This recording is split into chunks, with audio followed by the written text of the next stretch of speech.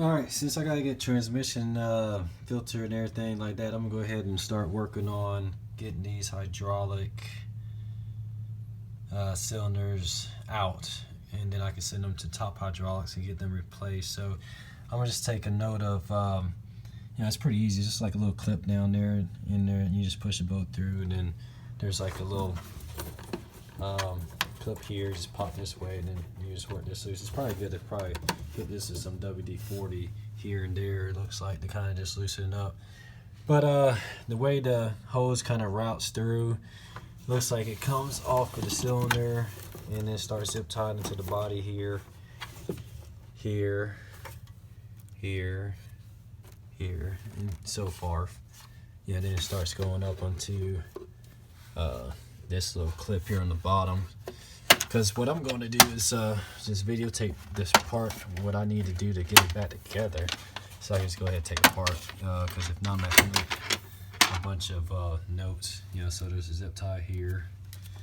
It's got that little clip and zip tie right here at all these. And these are kind of neat because you take this blue little safety plastic guide, you pull that up, and then what you can do, you can actually rotate these counterclockwise to loosen them, and then all these hydraulic lines come out, and they're all numbered like 23, 22, 41, 43, looks like 37 is right here in the middle.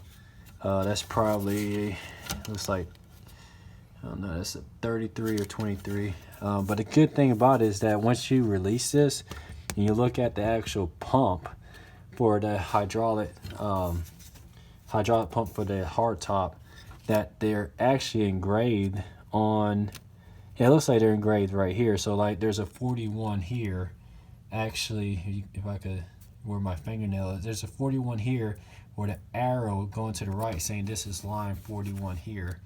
So you can take all these lines loose, you don't have to keep track of them. The Germans made some really good notes on their cars. I mean, they were thinking when they made these cars, maybe that's why they cost so much, I don't know. But so take all those lines loose. I'm gonna take, there's a cylinder here, take that all loose, and there's one on that side, and there's one that releases the actual hood, which I'm gonna have to open up this door. If I get all that out, a lot of time labor is just removal. Install's not too bad. So this cylinder right here underneath the very top releases the hard top. And looks like you got a clip here. So I'm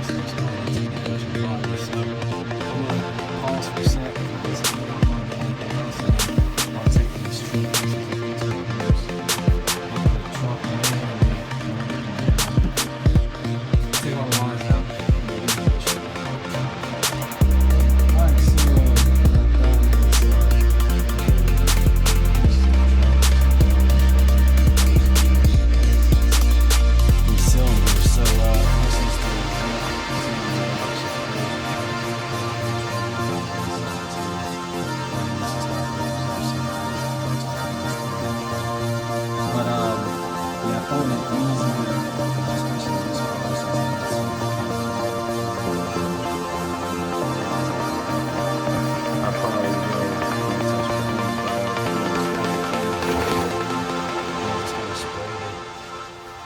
Where these kind of clips go through the actual cylinder at the top, and you get it back.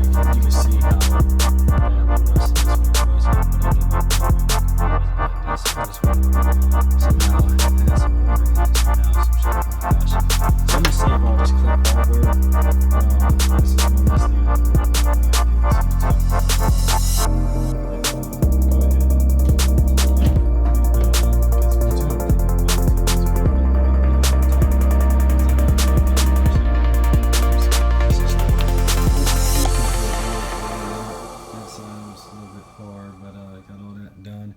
went ahead and released the latch here and opened up the rest of the hardtop manually, so leave it in like a 9-degree angle here so you can actually get to, here's a 10mm bolt there, and there's 3 torque screws here, and this will come out the way. Then I can get this side hydraulic line cylinder and that side over there. Then I can get the actual one out the top here too. Get all that out.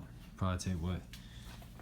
I mean, I probably have, you know, 2 hours in it maybe.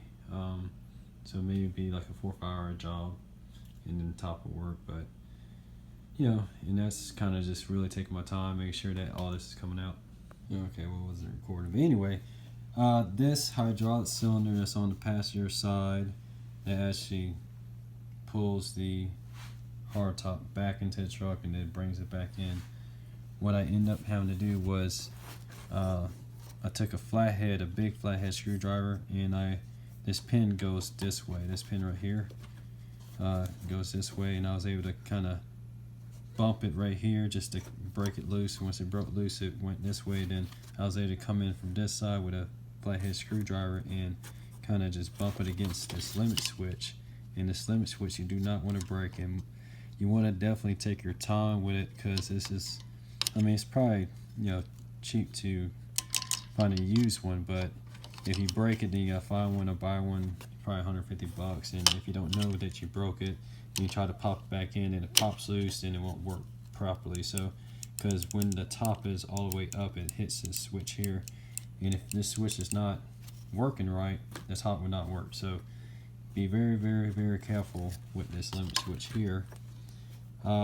This hydraulic line, I'm just recording this so I can know how the hydraulic line goes back in, because I already took the other side off, and it looks like it goes around this way and back down into the car. So now that that pin is loose, then I can go ahead and get this hydraulic cylinder out of the passenger side.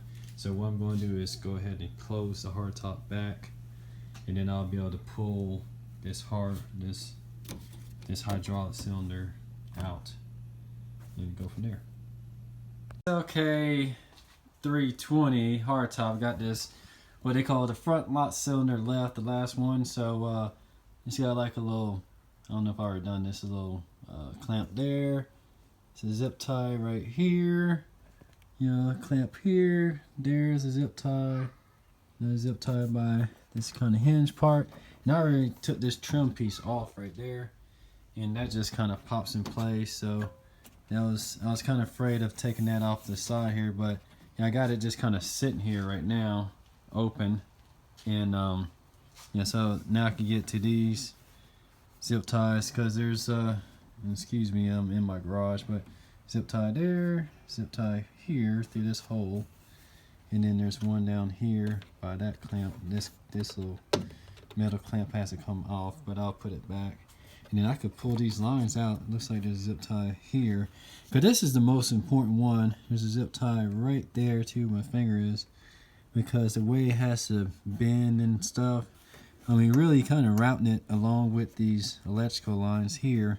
But you want to make sure that, you know, you don't pinch it or something like that. So, you know, what I usually do, I usually like buying all of them, then I start taking one out, and I'll put one back in place and start routing the lines back where it goes. But if I'm making a good video, hopefully I can come back and see this pretty good. But, you know, I just want to make sure that you got like this little loop here, you know, looks like a little loop here, you know, and I'll probably put it together, open and close it a few times with the lines kind of hanging, make sure that it doesn't bind or anything like that. Then put it all back together. So yeah, we got this last one coming out. Then I can ship it off to Top Hydraulics. I'll leave a link down below, and then go from there. Thanks. So there we go. We got all the hydraulic cylinders ready to box up and get rebuilt.